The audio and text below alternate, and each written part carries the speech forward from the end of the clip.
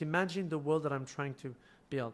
My job is to distinguish between real, bad, and fake of social media actors, behaviors, and content.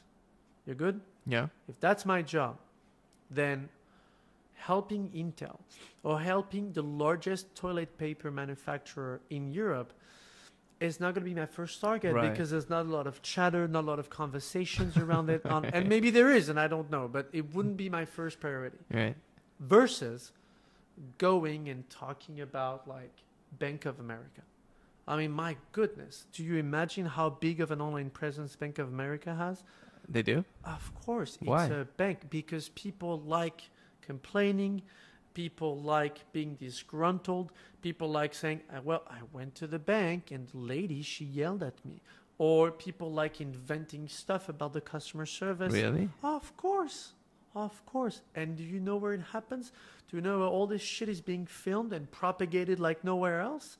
On Facebook, on Twitter, on Instagram, on Filmed? TikTok. Yes, it can be filmed. It can be written down. You don't have to film stuff. You can just go in and say, yesterday I went to at Bank of America, Washington, D.C., street, blah, blah, with the address. And the lady at the counter, she yelled at me. It was a great morning. I was really happy to see my kids. Now I'm disgruntled. Well, great way to start my week. Suddenly you get a wave of like 9 million people say, oh, I got the same thing. Soon to be, you've got a wave of, it could, by the way, could be real, bad or fake actors joining a conversation about Bank of America as a disgruntled customer. Okay. And here you go. You've got what we call a snowball. So It's a shitstorm. But hang on a second, because I have two questions. One Please. let's say that's genuine. Let's say it's real. Let's say someone was treated badly at the Bank of America branch in Washington, D.C. Yeah. And someone posts this, and then it generates all this attention. Isn't that what you could argue that the market is saying? There's a really shitty teller or something. Absolutely. And the market is saying, no, that person's got to go because they're just they're a cancer on society. Because whatever. Right. Yeah. So there's nothing wrong with that. Nothing. Intrinsically. In fact, it's good. It's the market trying to correct for some error in the system. Absolutely. There's nothing wrong about it. So the mechanisms that hold on, let me take one step back. The social media platforms are built around creating virality. okay. Right? Like when I say something and you have like 50 likes, it's great. But when someone else says something and it has 50,000 likes, it's the purpose of the social media platforms to make sure that there are bigger eyeballs, a bigger audience, Yeah. because that's the whole concept behind the scenes of the algorithms. Yeah. So there's nothing wrong about the fact that the opinion is genuine, and actually maybe the whole storm is genuine. All the people joining the conversation are genuine. And all the journalists that are saying, yes, it's true, Right. it's a plague, people are sad about whatever company or whatever bank. But we just live in a world where it's almost impossible to not look at things on social media and ask yourself the question, what am I reading? What am I reading? What's the agenda? Is there an agenda behind the scenes? And are we facing, hold on, is this... Am I being pulled a prank by someone? Like, what? Is it me being part? These are two very important terms.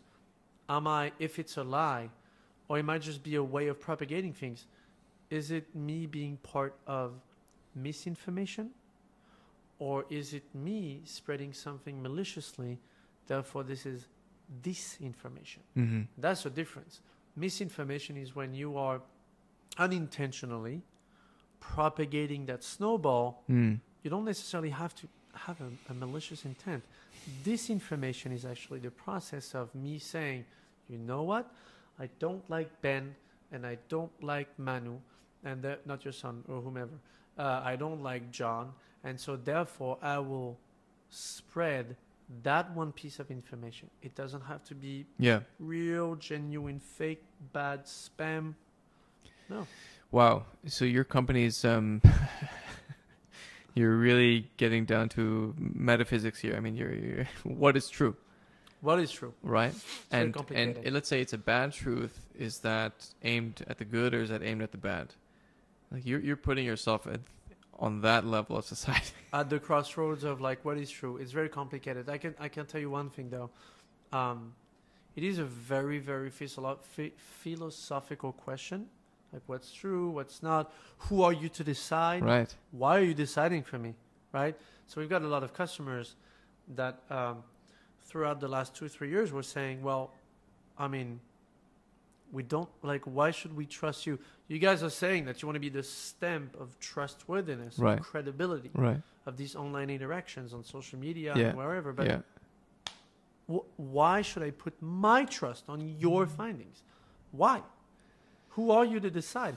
And you can talk, and listen, you can talk about my co-founders having an incredible background. You can talk about the technology. Like I said, technology, is it 88% accurate or is it 91% accurate? Like, do you think it's going to make a difference for these Right. people? No, Right. it won't. No, Right. it won't. Right. I think it's a question of how you position yourself. I can tell you one thing that we don't do, following that part of the conversation. There's one thing that we have decided purposely to not do. We don't do fact-checking. Because of that. Because it's very complicated from our perspective to say your shirt, I don't know if you can see it, but like, I would presume your shirt is like, I'll say cream is like, I don't even know how to call this color, which is beautiful, by the way. Creamy. Beige, creamy. Someone else will say, no, of course, it's gray. Someone else will say, well, you know what, it's actually white. And then here's my point. My point is, if as human beings, you cannot objectively get to a clear, unanimous direction Mm-hmm. of a shirt, how could I potentially train unsupervised machine learning algorithms to say that this shirt is potentially creamy beige, white, gray? That's on a shirt. Mm-hmm. Mm-hmm. That's not on what the president of the United States have said, and then go back 5 years ago and see if there's a cross-referencing and say, oh my God, maybe he was wrong. And then you have all the other guys and then the Republicans and the Democrats. And Right. Can you imagine the complexity of doing Right. fact-checking today?